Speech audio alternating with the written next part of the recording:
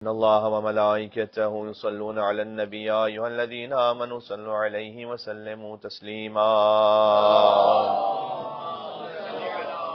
صلى الله عليه محمد. أعوذ بالله من الشيطان الرجيم بسم الله الرحمن الرحيم وبه نستعين وهو خير ناصر ومعين والصلاة والسلام على أشرف الأنبياء والمرسلين حبيب إله العالمين سيدنا ونبينا ومولانا بالقاسم محمد صلى الله عليه وأهل بيته الطيبين الطاهرين المعصومين المظلومين المنتجبين المنتخبين الميامين سيما بقية الله في الأراضين وحجته على العالمين الذين أذهب الله عنهم الرجس وطهرهم تطهيرا.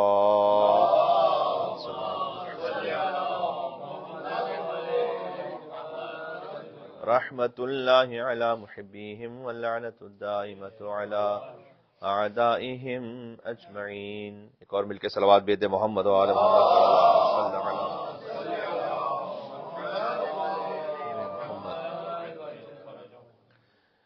حاجات کی برابری کے لیے منتی مجلس عزا ہے، مجلس امام حسین علیہ السلام، بی بی سکینہ سلام اللہ علیہما. آپ تمام حضرات اپنی حاجات کی برابری کے لیے، صاحب خانہ کے لیے، اور جہاں جہاں تک یہ آواز جا رہی ہے تمام مومنین و مومنات کو شامل کرتے ہوئے مولا حسین علیہ السلام اور ان کی آل پر بلندتر صلوات بیت محمد صلی اللہ علیہ محمد.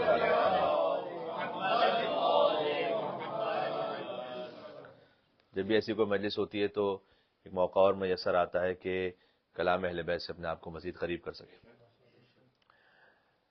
اگر آپ دیکھیے قرآن و حدیث میں تو ایک بڑا اہم ٹاپک ہے، وہ ہے کہ اللہ سبحانہ و تعالیٰ نے انسان کو زندگی عطا کی ہے، اسے ایک باوقار زندگی گزارنے کے لیے ایک اچھی زندگی، کامیاب زندگی، سادہ الفاظ میں کچھ ہیزرڈز ہیں. یہ جتنے بھی رسک ہیں یا جتنے بھی چیلنجز ہیں یا جتنے بھی خطرات ہیں، ان کو معمولاً ایک لفظ سے تعبیر کیا گیا ہے قرآن میں اور حدیث میں، جو آپ سب جانتے ہیں. وہ لفظ ہے اعوذ، میں پناہ مانگتا ہوں. قرآن کی تلاوت یہیں سے شروع ہوتی ہے، اعوذ باللہ من الشیطان الرجیم. میں پناہ مانگتا ہوں اللہ سبحانہ و تعالیٰ کی بارگاہ میں شیطان رجیم سے. یہ جتنے بھی اعوذوں کے بعد ہیں، قل اعوذ باللہ من الشیطان الرجیم، یہ سب کے سب لائف کے ہیزرڈز ہیں جن سے ہم اللہ کی بارگاہ میں پناہ چاہ رہے ہیں. یہ خطرات ہیں. اچھا، کچھ خطرات ایسے ہیں کہ جو ہر ایک کی زندگی کے لیے، جیسے شیطان ہر ایک کی زندگی میں خطرہ ہے. کچھ ہیں جو اسپیسیفک ہے. اس کو جب آپ تلاش کیجئے تو تقریباً یہ 350 بنتے ہیں. قرآن اور حدیث میں کتنے ایسے امور ہیں کہ جن سے بچنے کے لیے کہا گیا ہے، اور کہا گیا کہ اللہ کی پناہ میں جاؤ، یعنی تمہارے لیے خطرہ ہو سکتا ہے. یہ تقریباً 300 سے 350 ہیں. کچھ روایات تکراری بھی ہیں. تو آج پہ تھوڑی سی بات کرتے ہیں. ان میں سے ایک حدیث ہے جس میں حضور مکرم نے صلی اللہ علیہ وآلہ وسلم، اللہم صلی علی محمد وعلی محمد، تقریباً 10 امور کو بیان کیا ہے. اچھا، قرآن کریم میں جو آخری معوذتین سورے وہ ہیں اسی موضوع پر. قل اعوذ برب الفلق، قل اعوذ برب الناس، ملک الناس، الہ الناس، من شر الوسواس الخناس. تو من شر الوسواس الخناس کا مطلب کیا ہے؟ یعنی قل اعوذ برب الناس، میں اللہ کی پناہ میں چاہتا ہوں جو انسانوں کا رب ہے. ملک الناس، الہ الناس، جو بادشاہ انسانوں کا، الہ الناس، انسانوں کا اللہ ہے. ابھی موقع ہے خاص کہ اس پہ گفتگو کی جائے، لیکن پھر کبھی اور صحیح کہ کیوں یہاں برب الناس کہا گیا، قل اعوذ برب الناس، ملک الناس، الہ الناس، من شر الوسواس الخناس.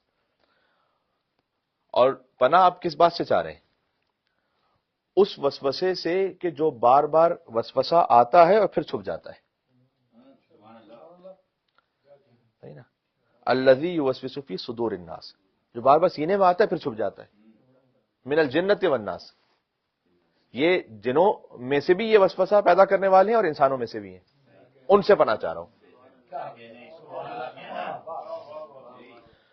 تو یہ اعوذ کا جو لفظ ہے، اس کو آپ دیکھیے تو آپ کو قرآن حدیث میں اس کی تفصیل ملے گی کہ آپ کس کس شے سے پناہ مانگ رہے ہیں اللہ سبحانہ و تعالیٰ کی بارگاہ میں. ایک حدیث ہے، میں نے آپ کی خدمت میں عرض کیا کہ اس میں تقریباً 10 امور کا ذکر ہے. حضور مکرم اس دعا کو ہر صبح کو پڑھتے تھے نماز فجر کے بعد. حضور مکرم نے ارشاد فرمایا اللہم انی اعوذ بک، پروردگار میں پناہ مانگ رہا ہوں تیری بارگاہ میں، من الغم والحزن والعجز والکسل والجبن والبخل وسوء الخلق وضلع الدین وغلبۃ الرجال وغلبۃ العدو. پروردگار میں تیری پناہ چاہتا ہوں غم سے، انگزائٹی، حزن شدید پریشانی. غم اور حزن کا ایک فرق ہوتا ہے کہ جو غم ہوتا ہے وہ ایک اندر کی کیفیت میں ہوتا ہے، حزن کسی باہر کی کیفیت سے ہوتا ہے. والعجز ناتوانی سے. اچھا اب یہ حضور مکرم دعا مانگ رہے ہیں، ظاہر ہے وہ عصمت کبریٰ کی منزل پر ہیں تو اسے آپ اپنے اعتبار سمجھیے گا. والکسل سستی اور کاہلی سے، یہ ہیزرڈز ہیں زندگی کے. والجبن خوف سے، والبخل بخل سے، سوء الخلق وضلع الدین قرض کی چھتری میرے اوپر آ جائے یعنی قرض میں مکمل طور پر گرفتار ہو جاؤ، وغلبۃ الرجال وغلبۃ العدو دشمن غلبہ کر لیں. اب اس میں اگر آپ تفصیل میں جائیے دیکھیں خود اہل بہشت کی جو خصوصیات، سب سے پہلے بات شروع کرتے ہیں غم کا لفظ ہے یہاں پر کہ پروردگار میں غموں سے پناہ چاہتا ہوں.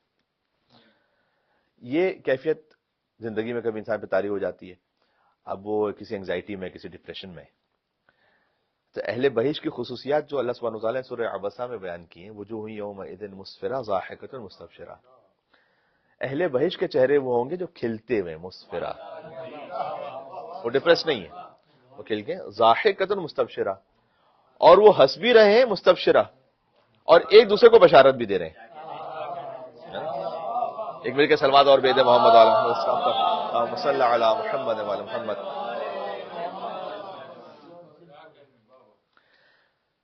تو سب سے پہلے تو ہے کہ اس ڈپریشن اور انگزائٹی سے دور رہنے کے لیے، اب خود یہ ایک الگ تفصیلی موضوع ہے. اچھا کبھی کبھی آپ جب احادیث میں دیکھتے ہیں تو آپ کو ایسا محسوس ہوتا ہے کہ واقعی قیامت تک کا نصاب اہل بیت اطہار علیہ السلام نے بیان کیا ہوا ہے. یہ جو ہے نا کہ میں پناہ چاہتا ہوں، پناہ چاہتا ہوں، اس میں ایک دعا، میں اس کو جب دیکھ رہا تھا تو ایک عجب دعا سامنے آئی میرے. میں خود اس کو پہلی دفعہ پڑھ رہا تھا، اس کا مطلب تو ہم نے دیکھا ہے اور جگہوں پر، لیکن خاص اس کیفیت میں اس طرح سے دعا.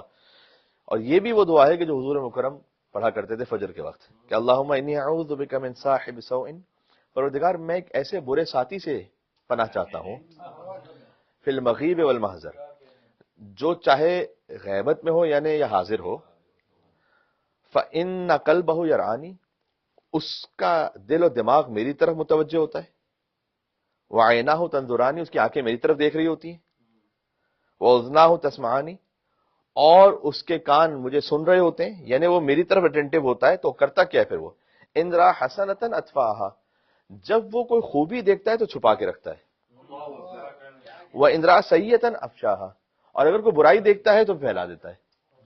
میں ایسے شخص سے تیری پناہ چاہتا ہوں کہ جو کوئی ساتھ ایسا اٹھنے بیٹھنے والا ہو کہ جس کا دماغ میری طرف ہو، جس کی نظریں میری طرف ہوں، جس کے کان میری طرف ہوں، جب وہ کوئی خوبی دیکھے تو چھپا دے، برائی دیکھے تو ظاہر کر دے. یعنی اب آپ دیکھیے کہ لائف کے ہیزرڈز میں سے ایک ہیزرڈز یہ بھی ہے اور خطرات میں سے خطرہ یہ بھی ہے. تو جہاں آپ دیکھیں کہ اعوذ کا لفظ آیا، اس حضور مکرم نے پناہ چاہیے، حضور مکرم نے پناہ چاہیے اللہ کی بارگاہ میں کہ پروردگار میں تیری پناہ چاہتا ہوں کیسے ایسے انسان سے. اچھا آگے رہی شہری ہیں، انہوں نے کتاب لکھی، فارسی زبان میں کتاب ہے کہ شادی و شادابی از نظر قرآن و حدیث. اچھا یہاں شادی کا مطلب وہ اردو والی شادی نہیں ہے، یہ فارسی والی شادی. اور فارسی والی شادی کا مطلب ہے خوشی، اردو والی شادی کا مطلب ہے خاموشی. اللہم صلی علی محمد وعلی محمد.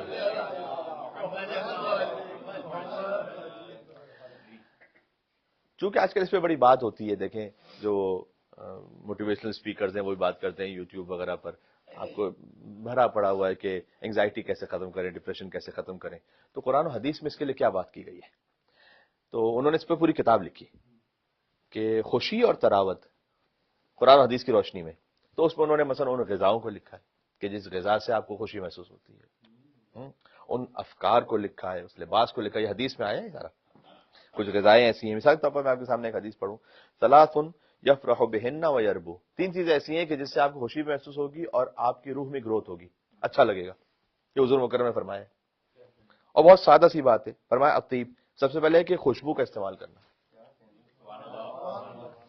تو آپ کو احادیث کی جو مختلف کیفیتیں ملیں گی اس میں کبھی ہے کہ کہیں پر کوئی روحانی پہلو پر کسی ذکر پر اس پہ بات ہو رہی ہے، اور کہیں پر بہت سادہ طریقے سے کچھ ایڈوائسز دی جا رہی ہیں. یہ خود طب نبوی میں ایک حدیث یہ بیان کی جاتی ہے، کیونکہ آگے اس میں خاص غذا کا بھی ذکر ہے. اس لیے کہ اہل بیت اطہار علیہ السلام کی زندگی میں آپ دیکھیے گا تو خوشبو وہ خاص الخاص کا استعمال امام رضا علیہ السلام کے لیے تو بہت خاص الخاص ہے. اور خوشبو کے لیے یہ بھی ہے کہ انسان اپنی حیثیت سے زیادہ ویسے کوئی چیز خرچ کر دے تو اس کو اسراف کہا جاتا ہے، لیکن خوشبو کے لیے ایک حد تک اجازت ہے کہ نہیں، اپنی حیثیت سے بڑھ کر بھی جتنا ہو سکے زیادہ استعمال کرو. خاص تاکہ تو امام رضا علیہ السلام بہترین خوشبو کا استعمال کرتے تھے، امام متقل جواد علیہ السلام بہترین خوشبو کا استعمال کرتے تھے. تو حضور مکرم نے فرمایا کہ 3 چیزیں آپ کی روح میں تراوت عطا کریں گی آپ کو. ایک پہلے ہے خوشبو، واللباس اللین، فرمایا نرم لباس، یعنی وہ لباس کے جو آپ کے لیے آسان ہو پہننا اور آسان اور کمفرٹیبل ہو آپ جس میں. وشرب الاصل، اور شہد کا کھانا. ایک مل کے صلوات بھیجے محمد وعلی محمد اللہم صلی علی محمد وعلی محمد.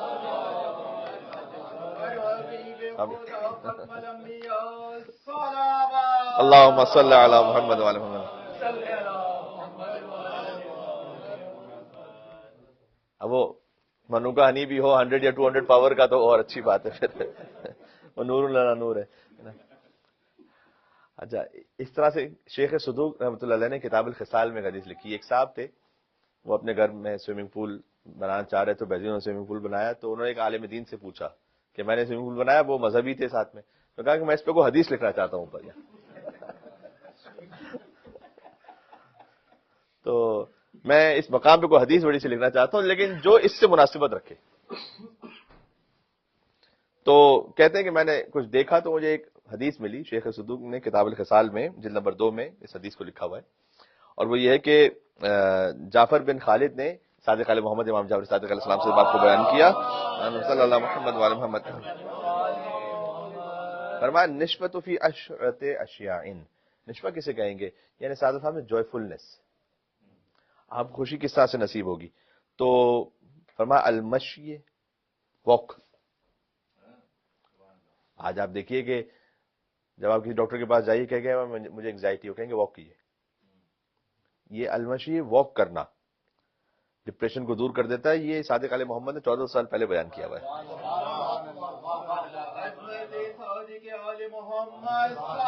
چلیں اللہم صلی علی محمد وعلی محمد. آج میں چاہ رہا ہوں ذرا سادہ الفاظ میں کچھ پریکٹیکل سٹیپس بات ہو جائے، پھر کچھ اذکار بھی بیان کریں گے اس کے لیے. المشی، پہلا فرمایا چلنا، والرکوب، سواری کرنا. جیسے ہوتا ہے نا آپ کبھی لانگ ڈرائیو پہ چلے جاتے ہیں، یہاں پہ گھڑ سواری مراد ہے، ورنہ یہ کہ کوئی بھی سواری یہ خود بخود انسان کی روح میں کبھی تازگی عطا کر دیتا ہے. بڑا پریکٹیکل ہے. والارتماس فی الماء، وہ جو میں نے سوئمنگ پول کی بات کی تھی نا وہ اس حدیث کی وجہ سے. والارتماس فی الماء، پانی میں رہنا. الارتماس وہ غسل ارتماسی بھی کہتے ہیں نا. غسل ارتماسی وہ ہوتا ہے کہ جو سمندر میں یا سوئمنگ پول میں یا دریا میں کہیں کیا جائے، اس سے الارتماس فی الماء، فقط رہنا اس میں. یہ انسان کو شادابی اور تراوت عطا کرتا ہے. اب کتنے ایسے لوگ ہیں کہ جو اپنے اسی روٹین کے ذریعے سے وہ اپنے آپ کو ہیلدی بھی رکھتے ہیں. والنظر الی الخضرا، فرمایا کہ گرینری کو دیکھنا. النظر الی الخضرا یعنی گرینری کو دیکھنا، یہ انسان کی روح کو جوائے فلنس عطا کرے گا. ایک حدیث ہے، بڑی لطیف حدیث ہے. حضور مکرم نے فرمایا کہ کن کن اشیاء کو دیکھنا عبادت ہے. اس میں کامل یعنی یہ سارے موارد نہیں ہے اس میں، لیکن فرمایا کہ النظر فی المصحف من غیر قراءۃ عبادت، قرآن کو دیکھنا چاہے آپ نہ پڑھ رہے ہو تو عبادت ہے. والنظر الی البحر عبادت، سمندر کو دیکھنا عبادت ہے. اس نیت سے کہ اللہ کی قدرت کا انسان مشاہدہ کر رہا ہے، وہ روح میں تراوت عطا کرے گا انسان. اللہم صلی علی محمد وعلی محمد. والنظر الى البحر عبادت، والنظر الى علی عبادت، والنظر الى ولدیہ الحسن والحسین عبادت. یہ شاید آپ نے پہلی مرتبہ اس حدیث کی روشنی میں سنا ہو کہ مولا علی علیہ السلام کو دیکھنا بھی عبادت ہے، اور اس حدیث میں واضح طور پر یہ بیان کیا گیا کہ علی کی معصوم اولادوں کو دیکھنا بھی عبادت ہے.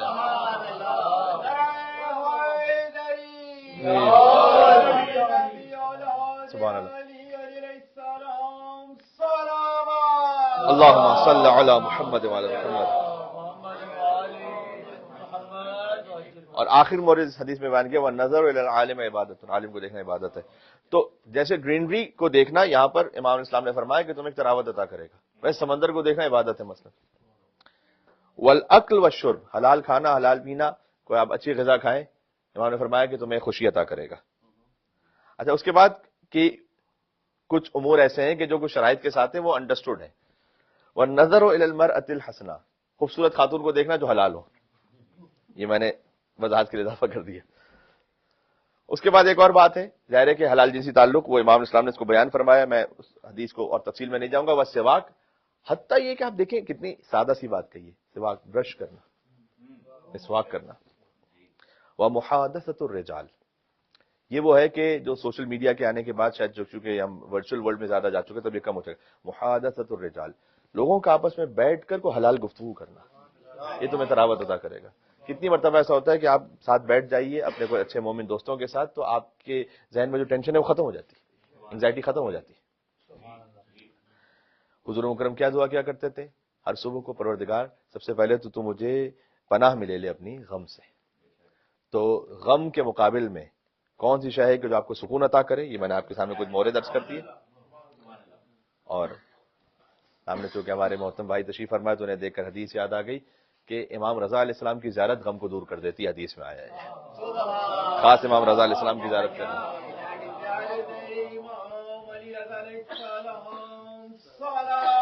اللہم صل علی محمد وعلی محمد.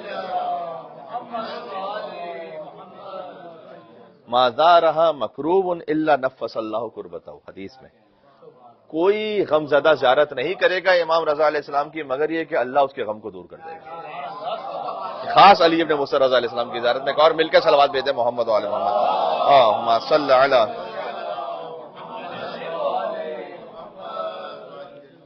اچھا اس انگزائٹی اور غم کی کیفیت میں ایک بات اور بھی ہے کہ انسان کبھی اس میں بہت زیادہ مبتلا ہو جائے تو جزا و فضا کرنا اس کی اس سچویشن کو چینج نہیں کرتا، فائدہ نہیں ہوتا اس میں.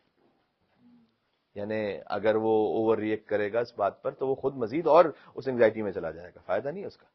اس لیے کہ جیسے خود امیر المومنین کا ایک خط ہے اپنے ایک صحابی کو، اس کا ایک جوان بیٹا مر گیا تھا، تو مولا نے کہا کہ اگر تو اس پر جزا و فضا کرے تو تیرے نامہ اعمال میں شکوے کا اضافہ ہو جائے گا، اگر اس پر صبر کر لے تو ثواب کا اضافہ ہو جائے گا. دونوں کیفیتوں میں وہ بیٹا واپس نہیں آنے والا. یعنی اس کی مثال ایسی ہے کہ کبھی آپ فرض کیجئے ویسٹ گیٹ برج پر آپ کسی ٹریفک میں پھنسے ہوئے، نہ آگے جانے کا راستہ نہ پیچھے جانے کا راستہ، اس وقت آپ شور مچاتے رہے، ہارن دیتے رہے، تب بھی کوئی فائدہ نہیں. اور صابر شاکر بن کے وہیں پہ بیٹھے رہے تب بھی کوئی فائدہ نہیں. وہی بات ہے نا. تو کبھی زندگی میں کسی ایک ایسے مرحلے پر آپ آ جاتے ہیں کہ آپ جزا و فضا بھی کرتے رہیں، نہیں تو وہ حالت بہرحال اللہ تعالیٰ نے آپ کو اس مقام سے گزارنا ہے، اس کا ایک وقت ہے.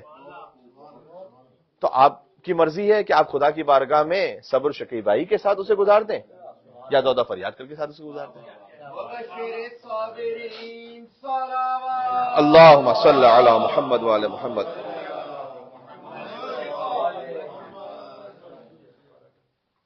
دوسرا امر جو حضور نے بیان کیا وہ العجز، میں یعنی ناتوانی سے پناہ چاہتا ہوں. انسان ایک ایسے کام کی طرف کبھی کبھی ہوتا ہے کہ انسان اپنے آپ کو عاجز محسوس کرتا ہے. اچھا عاجز کون ہے؟ عاجز وہ ہے کہ سب سے بڑا عاجز کون ہے؟ سب سے بڑا ناتوان کمزور کون ہے؟ کمزور وہ نہیں کہ جو پتھر نہ اٹھا سکے. حضور مکرم نے فرمایا کہ سب سے بڑا کمزور انسان وہ ہے کہ جو اپنے اندر سے کسی عیب کو دور نہ کر سکے. وہ اصلاح کی طاقت رکھتا ہے، دور نہ کر سکے. تو یہ ایک کیفیت کبھی آ جاتی ہے. آپ دیکھیں میں کیا عرض کروں، بعض لوگ ایسے بھی چونکہ اپنے امور میں گفتگو کرتے ہیں علماء سے، تو کبھی کوئی انسان فجر پر اٹھتا بھی ہے، وہ بستر پر وہ لیٹا بھی رہتا ہے، نماز نہیں پڑھا فجر کی. یہ نہیں رہا کہ اٹھ نہیں رہا، اٹھ بھی رہا ہے پھر بھی نماز نہیں پڑھا. یہ عاجز ہے، ناتوان ہے. کبھی آپ آدھا گھنٹہ کسی کے ساتھ گفتگو کر لیں، وہ کہتے ہیں یار نہیں میں نہیں کر سکتا، شروع سے کہتے ہیں میں نہیں کر سکتا.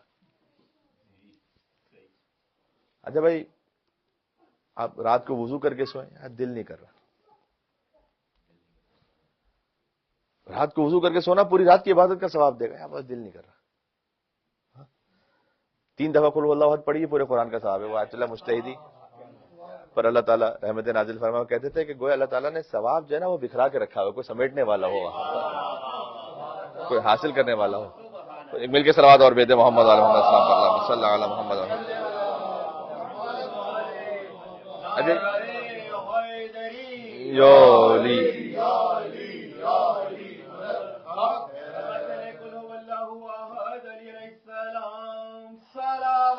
اللہم صلی علی محمد وعلی محمد. تو ایک کبھی انسان اپنی زبان, اس کو معلوم ہے کہ میری زبان بری ہے, کنٹرول نہیں کر پا رہا, یہ ناتوانی سے میں پناہ چاہتا ہوں. یہ حضور مکرم دعا فرمایا کرتے تھے. یہ ظاہر میں نے کہا کہ آپ اپنے اعتبار سے دعا کو تصور فرمائیے گا. 30 سال سے بد اخلاق انسان اخلاق ٹھیک نہیں کر پا رہا. اور یہ بھی یاد رکھیے گا کبھی کچھ ہے سیکھنے میں کہتا ہے نہیں یہ میں سیکھ نہیں سکتا, یہ ہو نہیں سکتا. نہیں, اس کو کبھی بھی اپنے دماغ میں نہیں لے کر آئیے گا. میں آپ کے سامنے ایک بات کہوں, سکاکی ایک مشہور شخص کا نام ہے تاریخ میں. اس کا اصل کام یہ تھا کہ یہ قفل ساز تھا اور کلید ساز, مطلب صندوق بنا کر اس کی بہترین چابی بنایا کرتا تھا. تو ایک مرتبہ بادشاہ کی خدمت میں وہ صندوق اور چابی لے کر گیا. تو اس نے دیکھا کہ کچھ دیر بعد بادشاہ جو ہے وہ اٹھا اپنے مقام سے اور کوئی عالم آ رہا تھا اس کے استقبال کے لیے آگے بڑھا. اس نے کہا یہ کون سا شخص ہے کہ جس کا اتنا بڑا احترام ہے, میں اتنی محنت سے صندوق اور یہ چابی بنا کے لایا ہوں کلید, بادشاہ میرے لیے نہیں اٹھا, اس کے لیے اٹھا احترام کے لیے. پتا چلا عالم ہے, 40 سال ہو چکے تھے اس کو اپنی زندگی میں. اس نے کہا میں عالم بنوں گا, علم حاصل کروں گا. 14 علوم کا ماہر بنا اور پھر ایک عجیب کتاب لکھی, مفتاح العلوم, علوم کی چابیاں. اب صندوق کی چابی نہیں بناؤں گا میں, علوم کی چابیاں بناؤں گا, ہے نا. تو یہ انسان کی ہمت پر ہوتا ہے. تو یہ جو عجز و ناتوانی ہے نا, اس کو کبھی اپنی زندگی میں نہیں آنے دیجیے گا. آپ کی زندگی کے جو امور ہیں ان کو کاموں کو آگے بڑھائیے گا. تھا ایک حوض علمی قم کے بڑے استاد ہیں, 90+ ایج ہے ان کی. تو کووڈ جب آیا تھا تو انہوں نے ایک عالم سے بات کرتے ہوئے یہ کہا کہ اب کووڈ تھا, کہتے ہیں کہیں جا نہیں سکتا تھا, کوئی درس نہیں دے سکتا تھا. اب 90+ میں بھی وہ درس بھی دیتے تھے, وہ کہیں پہ ملاقات بھی کرتے تھے. تو کہتے ہیں کہ اب ڈاکٹرز نے بھی سختی سے منع کر دیا تھا میری ایج کے اعتبار سے بھی کہ میں نہ کسی سے ملوں, نہ کسی سے بات کروں, نہ یعنی میں کسی محفل میں جاؤں. تو سوچا کیا کروں. کہتے ہیں میں نے سوچا کہ آیات ولایت جو قرآن ہے اس پہ تفسیر لکھتا ہوں, اور خاص طور پر وہ آیات کے جن کا اہل سنت نے اپنا معنی کیا ہوا ہے, جو حضور مکرم کی تفسیر جو انہوں نے بتائی اسے ہٹ کر ہے. مثلا اطیعوا اللہ واطیعوا الرسول واولی الامر منکم. اولی الامر آپ اہل بیت علیہ السلام کہتے ہیں, وہ تو بادشاہ کہتے ہیں. یا ایھا الرسول بلغ ما انزل الیک من ربک کی وہ تفسیر تو آپ کرتے ہیں, وہ تو نہیں کرتے. الیوم اکملت لکم دینکم واتممت علیکم نعمتی کی وہ تفسیر جو آپ کرتے ہیں وہ تو نہیں کرتے. تو کہتے ہیں کہ وہ تمام اہل سنت تفاسیر کو میں نے جمع کیا, ان کو پڑھا, کہاں کہاں اس میں کیا کیا اعتراضات تھے اس کو لکھا. 15 جلدی کتاب کووڈ میں لکھی. 90+ عالم نے جو کام کرنا چاہے وہ کام کر سکتا ہے.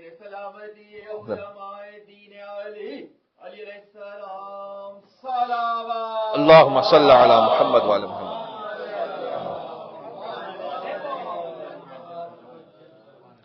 تو پروردگار میں غم سے, عجز سے اور کسل یعنی سستی, لیزینس, اس سے بھی پناہ چاہتا ہوں.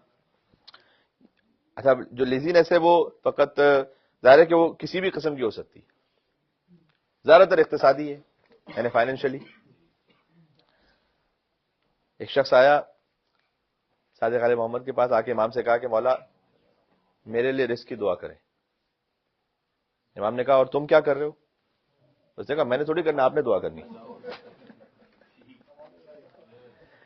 امام نے عجب جواب دیا. امام نے کہا کیا تم چونٹی سے بھی کم تو ہو؟ وہ گھر سے نکلتی ہے اپنے رزق کے لیے, تم نہیں نکلتے اپنے گھر سے.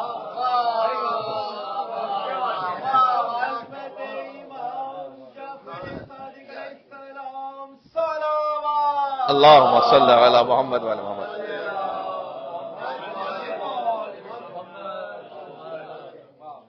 اطلب من حیث امرک اللہ, وہاں سے طلب کرو جہاں سے اللہ نے حکم دیا طلب کر رہے ہیں, یعنی جاؤ اپنے گھر سے نکلو. انہوں نے فرمایا کہ جھوٹی بھی اس وقت اسے رزق ملتا ہے جب وہ حرکت کرتی ہے. تو اس لیے یہ دونوں آپ ساتھ ملا لیجئے, عجز اور کسل یعنی ناتوانی اور سستی, یہ کبھی ساتھ میں مل جاتا ہے اور یہ بڑا خطرناک ہے. میں نے کہا کہ ہیزرڈز کیا ہے لائف کے, ان میں سے ایک ہی ہے, اس میں کبھی بھی کیسے بھی معاملات آ جائیں. دیکھیں کوفہ کا ایک تاجر تھا, اور شدید نقصان کے بعد آپ گویا ڈیفالٹ کر کے آج کی زبان میں آپ کو سادہ خلاصہ بتا دوں. کبھی بھی کس کیفیت میں آپ گزرے ہمت نہ ہارے, کیونکہ اگر آپ نے ہمت ہار دی تو اس کے بعد جو آگے راستہ اللہ سبحانہ وتعالیٰ نے رکھا ہے نا وہ بھی نہیں چل پائیں گے. اس لیے کہ کچھ راستے ایسے ہوتے ہیں, کچھ توفیقات اس صورت میں ملتی ہیں کہ بشرطہا و شروطہا. تو آیا کوفہ سے مدینہ امام کے پاس, نے کہا کہ مولا میرے پاس کچھ بھی نہیں بچا, سب ختم ہو گئے. امام نے کہا کہ ہمت نہیں ہارو, جاؤ واپس صلی رکعتین 2 رکعت نماز پڑھو, وجلس فی الحانوت, جا کے دکان پہ بیٹھو. میں نے کہا مولا دکان میں کچھ ہے ہی نہیں بیچنے کے لیے, کیا بیٹھوں گا؟ امام نے کہا جا کے بیٹھو, جو قرض خواہ ہے کم سے کم اسے اتنا تو پتا چلے کہ تم فرار ہو کے بھاگ نہیں گئے, بیٹھے ہو, ہمت دکھاؤ کچھ. کہتے ہیں میں نے امام کے حکم پر عمل کیا, کوفہ پہنچا, 2 رکعت نماز پڑھی, وسعت رزق کی دعا کی, اس کے بعد دکان پہ جا کے بیٹھ گیا. اب کچھ بھی نہیں بیچنے کے لیے. دیکھا کہ ایک شخص گزر رہا ہے تھوڑی دیر بعد, اس کے بعد بہت سارے لباس ہیں, پارچے ہیں, کپڑے بیچنے کے لیے, لیکن کچھ جگہ نہیں کہ کہیں رکھ سکے. اس نے کہا تمہارے پاس جنس ہے, جگہ نہیں, میرے پاس جگہ ہے, جنس نہیں ہے. ایسا کرتے ہیں پارٹنرشپ کر لیتے ہیں, آ جاؤ. اللہ سبب بنائے گا, ہمت تو کرو, اللہ راستہ بنائے گا, ہمت نہ ہارو. سبحان اللہ. اس کے بعد میں چونکہ حدیث کو مکمل کروں ورنہ گفتگو تو بہت زیادہ ہو سکتی ہے. پروردگار میں پناہ چاہتا ہوں من الغم والحزن والعجز والکسل والبخل, بخل سے پناہ چاہتا ہوں. پھر آج پوری گفتگو صادق علیہ محمد کی گرد گھوم رہی ہے گویا. امام علیہ السلام کا ایک چاہنے والا ہے, ابو قرہ اس کا نام ہے, کہتا ہے میں نے دیکھا امام طواف کر رہے ہیں, تو میں امام کے بالکل پیچھے پیچھے چلتا رہا کہ دیکھوں امام کون سی دعا پڑھ رہے ہیں. اچھا, معمولاً جب طواف میں جب جاتے ہیں نا مومنین, تو ان کی خواہش ویسے ہوتی ہے کہ وہ پوری مفاصل جنان پڑھ لیں شروع سے آخر تک, کچھ نہ کچھ پڑھتے رہیں. دعا کی کثرت کبھی اہم نہیں ہوتی, دعا کی حالت اہم ہوتی ہے. کس حال میں آپ دعا پڑھ رہے ہیں. بہت زیادہ ذکر کر رہے ہیں لیکن اس میں وہ حال ہی نہیں ہے. اس نے کہا کہ میں امام کے پیچھے چلتا رہا. امام علیہ السلام ایک ہی دعا کرے, اللہم قنی شح نفسی, پروردگار میرے نفس کو بخل سے نجات دے, میرے نفس کو بخل سے نجات. ساتھی چکروں میں ایک ہی دعا پڑھیں. جب طواف پورا ہوا میں نے کہا کہ مولا آپ نے تو اس کے علاوہ کوئی دعا ہی نہیں کی, یہ بس یہی ایک دعا کرتے رہے. امام نے کہا کیا اس سے بڑھ کے بھی کوئی دعا ہو سکتی ہے کہ اللہ سبحانہ و تعالیٰ نے سورہ تغابن میں یہ کہا ہے. یاد رکھیے گا, آپ امام سے کوئی سوال کریں گے تو امام کو قرآن سے جواب دیں گے کہ امام یہ کام کیوں کر رہے تھے.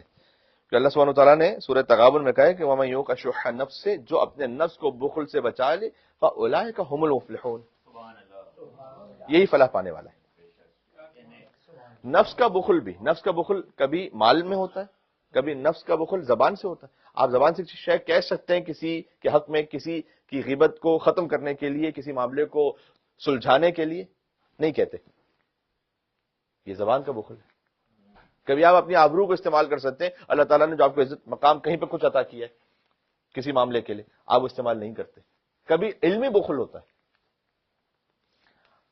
آگے کراتی ایک واقعہ بیان کرتے ہیں, کہتے ہیں کہ وہ خود بھی عالم دین ہے, اور وہ ایران کے نیشنل چینل پر, اب تو ان کی طبیعت کافی ناساز ہو گئی ہے, ورنہ وہ سال ہر سال تک شب جمعہ درس دیتے رہے. تو کہتے ہیں کہ میں نے دیکھا کہ عالم دین کے پاس میں گیا تو ان کی ڈائری تھی بڑی بہترین, بہت اچھے نوٹس میں بنے ہوئے تھے, بہت اچھے نکات تھے. تو میں نے ان سے کہا کہ میں کیا اس کو استعمال کر سکتا ہوں. انہوں نے کہا دیکھو پڑھ سکتے ہو لیکن اس کو کہیں نوٹ نہیں کر سکتے, کسی اور کو سنا نہیں سکتے, کہیں اور لکھ نہیں سکتے. انہوں نے واپس کر دیا, بھائی جب میں کچھ کر ہی نہیں سکتا تو فائدہ کیا ہوا اس کا. تو کبھی علمی بخل ہوتا ہے انسان کا کہ جو میں نے کیا بس اس کے بعد میرے نام سے ہوگا اور کسی کے نام سے نہیں ہوگا. حضور مکرم نے کہا پروردگار میں پناہ چاہتا ہوں نفس کے بخل سے. عجیب حدیث ہے, حضور ہی کا فرمان ہے کہ البخیل بعید من اللہ, بعید من الناس, بعید من الجنہ, قریب من النار. بخیل جو ہے وہ اللہ سے دور ہے, لوگوں سے دور ہے, جنت سے دور ہے, جہنم سے قریب ہے. السخی قریب من اللہ, قریب من الناس, قریب من الجنہ, بعید من النار. سخی اللہ سے قریب ہے, لوگوں سے قریب ہے, جنت سے قریب ہے, جہنم سے دور ہے.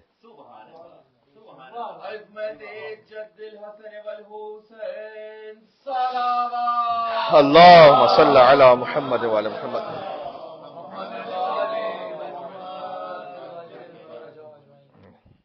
والجبن.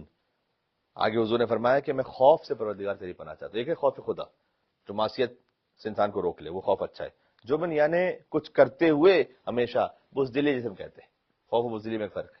وہ تو میں پناہ چاہتا ہوں اسے، اس لیے کہ تاجر الجبان محروم. خود مولا نے فرمایا وہ تاجر یعنی وہ بزنس مین کے جس کے دل میں ہمیشہ خوف ہوگا وہ کبھی اپنا بزنس کر ہی نہیں سکے گا. یہ وہ ساری چیزیں ہیں کہ جو آپ کو دیکھیں حدیث میں اس کے ٹریسز ملتے ہیں. جو آج اس پہ کورسز ہوتے ہیں اس کے ٹریسز آپ کو احادیث میں ملیں گے. احتیاط اچھی بات ہے، احتیاط کرنا بری بات نہیں ہے، لیکن بزدلی بری بات ہے. دونوں میں ایک فرق ہے.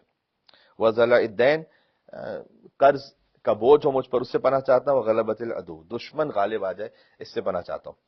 تو آپ اور ہم انشاءاللہ کوشش کر سکیں کہ وہ خطرات کے جو زندگی میں سے، یہ سارے خطرات کیوں ہیں؟ یہ خود اللہ کی بارگاہ میں بڑھنے کا ایک ذریعہ ہے. جب آپ اس پر صبر کرتے ہوئے آگے بڑھتے ہیں تو اللہ سبحانہ و تعالیٰ کہیں نہ کہیں کچھ نواز رہا ہوتا ہے، کوئی دنیا میں یا آخرت میں. اس کو ہمیشہ ذہن میں رکھیے گا.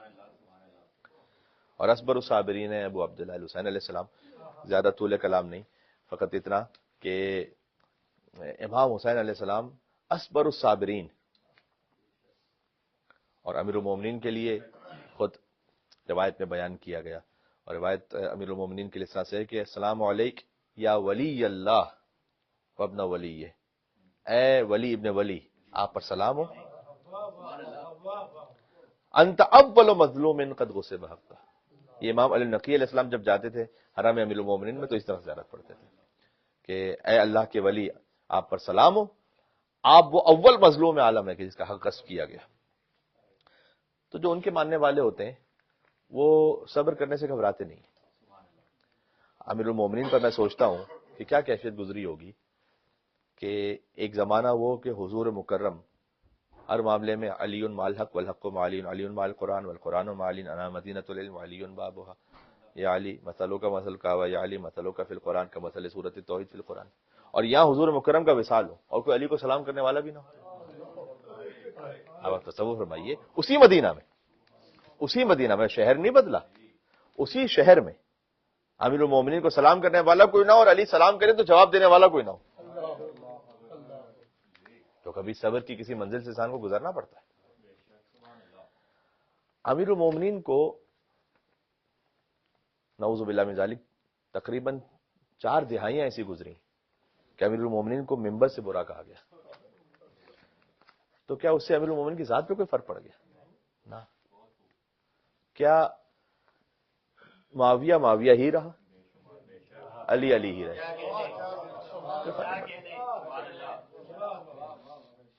تو ان چیزوں سے نہ گھبرایا کریں.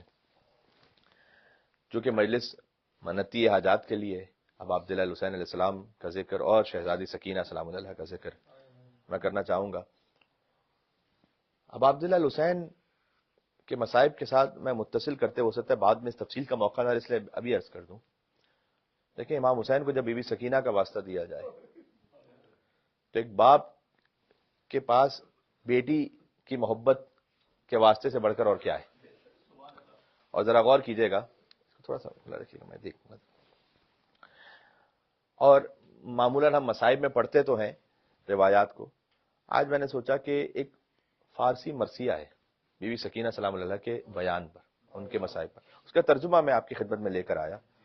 اور اس میں ایک عجب ہی تخیل ہے، تو میں چاہتا ہوں آپ تک پہنچتے. امام حسین کے لیے وقت آخر روایت میں ہے کہ آپ ہلکی بھی کھلی آنکھوں سے اپنی بیٹیوں کی طرف دیکھ رہے ہیں.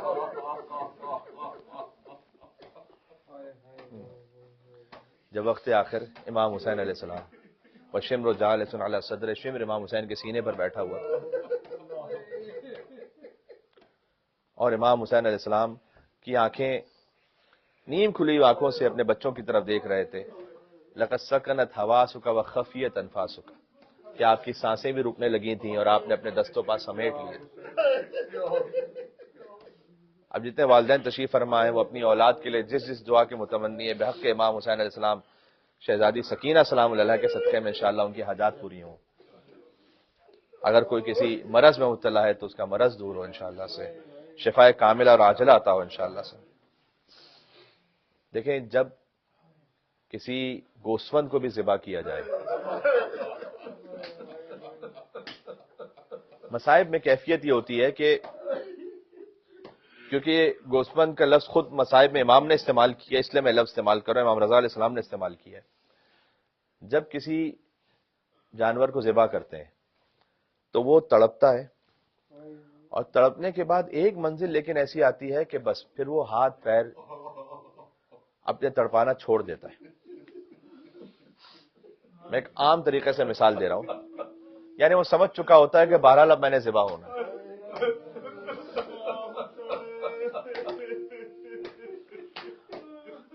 امام حسین علیہ السلام انبیاء کے وارث ہیں۔ السلام علیک یا وارث آدم وصفوۃ اللہ، السلام علیک یا وارث نوح نبی اللہ، السلام علیک یا وارث ابراہیم خلیل اللہ، یا وارث موسیٰ کلیم اللہ، یا وارث عیسیٰ روح اللہ، یا وارث محمد حبیب اللہ، یا وارث علی ولی اللہ، السلام علیک یا ابن محمد المصطفیٰ، یا ابن علی المرتضیٰ، یا ابن فاطمہ الزہرا، یا ابن خدیجہ الکبریٰ۔ عصمت کبریٰ کی منزل پر ہیں، انبیاء کی محنت امام حسین علیہ السلام کے صدقے میں بچی ہیں۔ آپ تصور فرمائیے امام حسین علیہ السلام کو جب، اللہ اکبر میں لفظ کیسے استعمال کروں، حسین کو بھی تو ذبح کیا گیا،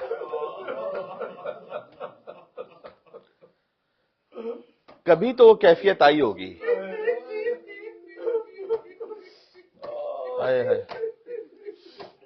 کہ بس جب تڑپنا چھوڑ کر حسین نے ایک مرتبہ ایک ایسی منزل آ گئی کہ جہاں یہی وہ موقع تھا کہ جب امام حسین زیارت ناہیہ کا جملہ ہے کہ خیام کی طرف دیکھ رہے تھے، اور امام حسین جانتے تھے کہ اب سکینہ یتیم ہو جائے گی، اب سکینہ کو تماچے لگنے کا وقت قریب آ گیا۔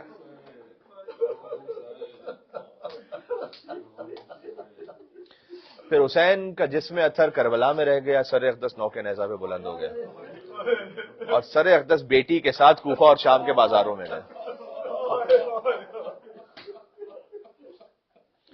جب سکینہ کو باپ کا سر ملا زندان شام میں، ہائے ہائے ہائے، اس پر ایک فارسی مرثیہ ہے، اس میں اس کیفیت میں شاید لکھا ہے جیسے بہت ناز و پیار سے ایک بیٹی اپنے باپ سے کہہ رہی ہے، پہلے تو یہ کہ بابا مجھے معاف کیجئے گا، میرے رونے نے آپ کو زحمت میں ڈال دیا۔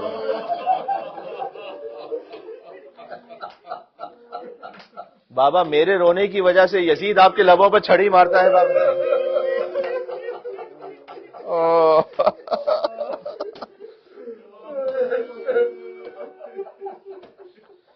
بابا آپ تو بوڑھے ہو گئے ہیں، لیکن میں آپ کو اپنے مصائب بتاتی ہوں، پھر آپ دیکھیے گا کیا میں بھی ضعیفہ ہو گئی ہوں۔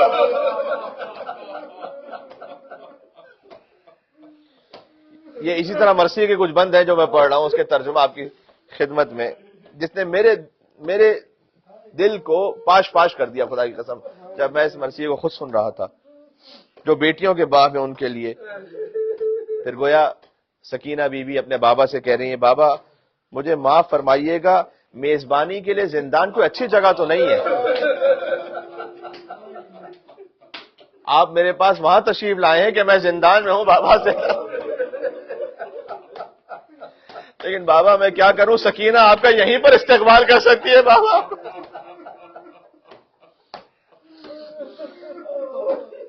بابا اس لیے کہ یہاں کا بستر خاک ہے، یہاں کا تکیہ پتھر ہے، آپ کا چہرہ بھی خاک آلود ہے بابا، لیکن میرا وجود اور میرا لباس بھی خاک آلود ہے۔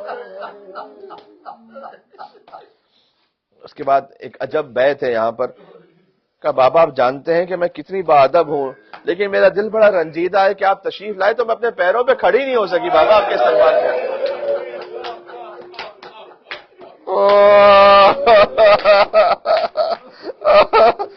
بابا میں پیروں پہ اس لیے نہیں کھڑی ہو سکی کہ بابا کوفہ سے شام تک چلتے چلتے پیروں میں اتنے کانٹے لگے اور اتنے پتھر کہ بابا میرے لیے کھڑے ہونا ناممکن ہو گیا، میرے قدم زخمی ہے بابا، آپ کا سر میری گود۔ بابا اب میں آپ کی خدمت میں عرض کرتی ہوں کہ مجھ پر کیا گزری، شام غریبہ کی تاریکی میں کسی نے مجھ پر تماچا مارا، کوئی میرا گوشوارہ چھین کر چلا گیا۔ لیکن جب یہ پہلا مصرع تھا، دوسرا مصرع جانتے کیا تھا؟ اب ظاہر ہے کہ میں ترجمہ کر رہا ہوں، کہ لیکن بابا میرا اصل درد یہ نہیں ہے کہ کسی نے مجھے تماچا مارا، میرا اصل درد یہ نہیں ہے کہ کوئی میرے گوشوارے لے گیا، میرا اصل درد یہ ہے کہ مجھے اب آپ کا سینہ نہیں ملتا بابا کے بابا اس لیے کہ آپ کا سینہ کربلا میں گھوڑوں کی ٹاپوں تلے پامال ہو گیا. عجب ایک عاشورائی کیفیت ہے اس وقت، روحانیت. مجلس کی قبولیت کا وقت ہے، اپنی اپنی حاجات کے برابری کی.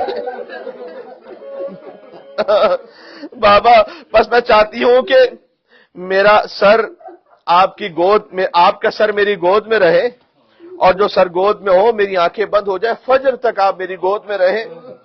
بابا مجھے اپنی آغوش میں لے لو. فجعلت فمها على فم، اب تو یہ مقتل کے جملے ہیں. بی بی نے اپنے لبوں کو بابا کے لبوں پر رکھا اور فرمایا من الذی ایتمنی علی صغر سنی، کون ہے جس نے مجھے اس بچپن میں یتیم بنا دیا. من الذی خضب شیبک بدمک، بابا کون ہے جس نے آپ کی داڑھی کو آپ کے خون سے رنگین کر دیا. من الذی قطع وریدک، کون ہے جس نے آپ کی گردن کی رگوں کو کاٹ دیا. اس کے بعد ایک عاشورائی گریہ والی کیفیت ہے، گویا جیسے آپ اس کیفیت میں گریہ کرتے ہیں. یہ آخری بیت ہے کہ بابا میں نے پھوپھی سے سنا تھا کہ شام پہنچنے سے 2 منزل پہلے آپ کے سر کو دھویا گیا تھا. بابا میں وہاں مطمئن ہو گئی کہ اب تو کم سے کم آپ کے چہرے پر خاک نہیں ہوگی، اب تو آپ کے چہرے پر خون نہیں ہوگا بابا. لیکن بابا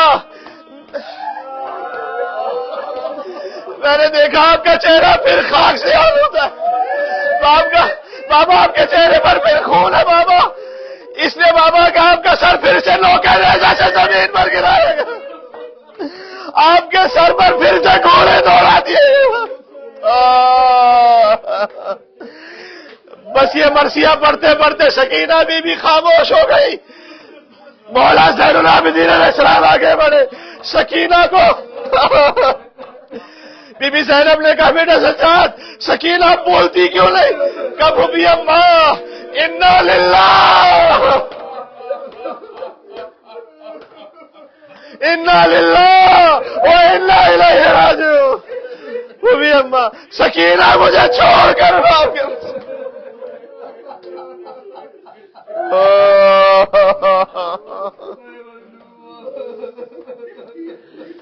صلی اللہ علیہ. منتی مجلس ہے، کوئی بھی طلب کیجیے گا، منت کو حاجت طلب کیجیے گا جہاں جہاں تک آواز آ رہی ہے. جو مومنین شریک مجلس ہیں. اے حسین آپ پر سلام ہو، آپ کے خوش لبوں پر سلام، آپ کے رخساروں پر سلام. یہ امام زمانہ زیارت ناحیہ میں سلام کرتے ہیں. ان لبوں پر سلام جو پیاس سے خشک ہو گئے تھے، ان لبوں پر سلام جن پر چھڑی ماری جا رہی تھی، ان سروں پر سلام جنہیں نو کے نیزہ پر بلند کیا گیا، ان خیموں پر سلام جنہیں جلا دیا گیا.